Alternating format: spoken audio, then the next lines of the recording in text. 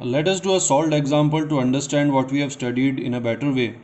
Let us say that this circuit is given to us in which this is 12 volt battery connected with 3 ohm resistor, 18 volt battery with 6 ohm resistor, and both of them are connected in parallel with 4 ohm resistor, and we have to find the current through this 4 ohm resistor. Now we can assume that these resistors which are connected with the battery, we can assume them as the internal resistances of these batteries. Now I am doing this only to correlate it with what we have just read in the previous videos. Otherwise you can take it in the separate resistors and we can apply KVL and KCL to find the current through 4 ohm resistors. But we are now going to use the formula that we just studied. So for that, the battery of 12 volt will have internal resistance of 3 ohm and battery of 18 volt will have internal resistance of 6 ohm.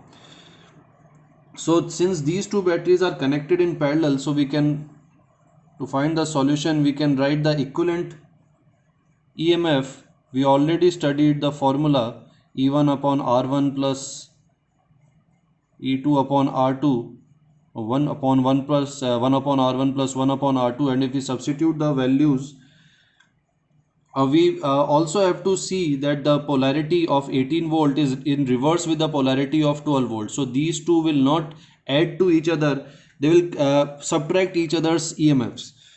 So now if we put the values, then it will be equal to 12 upon 3 minus 18 upon 6 upon 1 upon 3 plus 1 upon 6.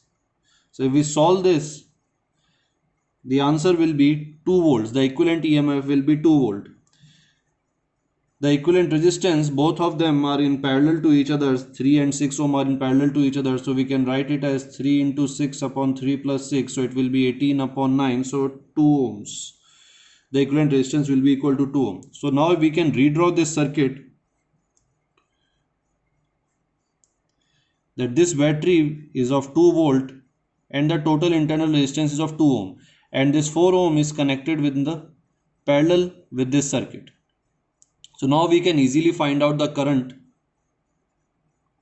I. So I will be equal to the EMF of the battery 2 volt divided by the total resistances. Now these two resistance are in series, so it will be equal to 4 plus 2 is 6. So the current in the circuit will be equal to 1 by 3 amperes, and this will be the answer to this question.